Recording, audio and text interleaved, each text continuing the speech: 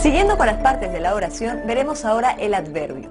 Adverbio significa literalmente lo que está antes del verbo, indicando que ejerce una modificación en el significado del verbo.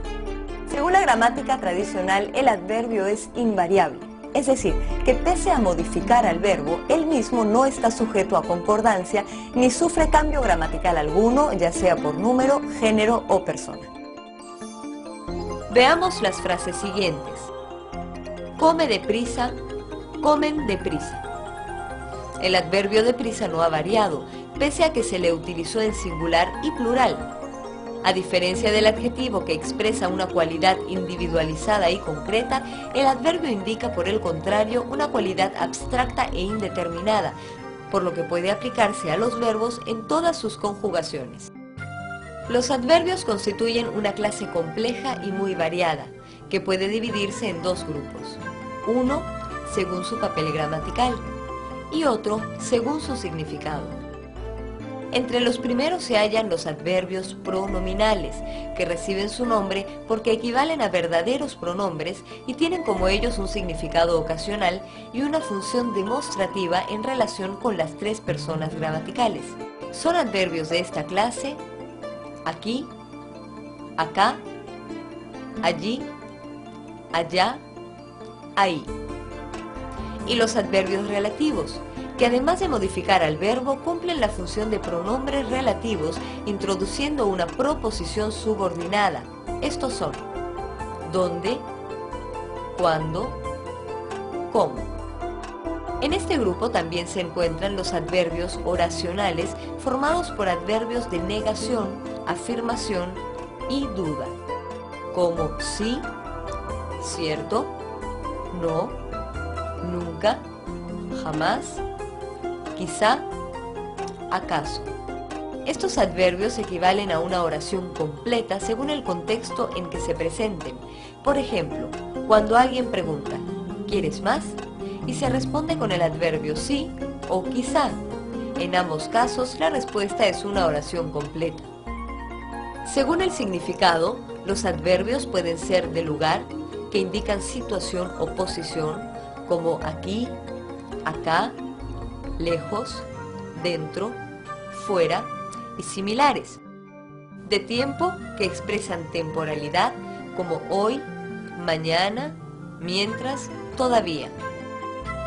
De modo, cuando indican modalidad o su terminación lleva la partícula mente. Por ejemplo, bien, mal, duramente, fácilmente. De cantidad, por ejemplo, mucho, poco, algo, demasiado. De orden, como primero, sucesivamente, últimamente. De afirmación o negación, por ejemplo, sí, también, claro, no, nada, tampoco. Ahora hablaremos de otra parte de la oración, la preposición. La preposición es una palabra invariable que enlaza otras dos palabras, explicando el significado que existe entre las mismas. Por ejemplo, en la oración un jarrón de porcelana podemos observar que las partículas un y de unen las palabras jarrón y porcelana, identificando específicamente el sentido que tiene jarrón dentro de la oración. La preposición es una palabra que nunca se puede usar por separado, sino junto a otras, y siempre estas últimas adquieren un carácter de complemento, pues enfatizan a las primeras. Se clasifican por su forma, y su significado se halla supeditado al contexto en que se encuentren.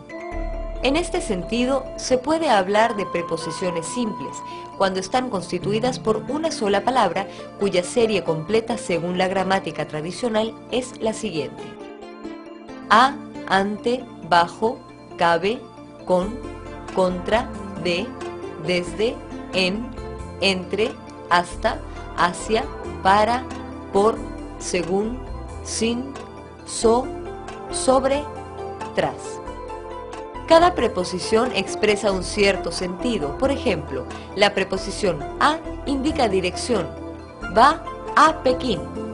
La preposición bajo indica por lo general sumisión, como cuando decimos bajo el reinado de, o la preposición para expresa finalidad, por ejemplo, para el resfrío. El otro tipo de preposiciones son las compuestas. Estas se forman por dos preposiciones que van unidas como si se trataran de una sola. Entre las más comunes tenemos al grupo a por, de a, de por, de entre y desde por. Está también el grupo de las locuciones o frases prepositivas, que están compuestas por dos palabras, pero funcionan como una preposición simple, como delante de, que equivale a ante. Podrás encontrar mayor información sobre este tema en el libro de la Biblia de la Gramática de Lexus. Y si quieres repasar nuevamente esta lección, recuerda que en cualquier momento podrás acceder a esta clase 4 desde el menú principal.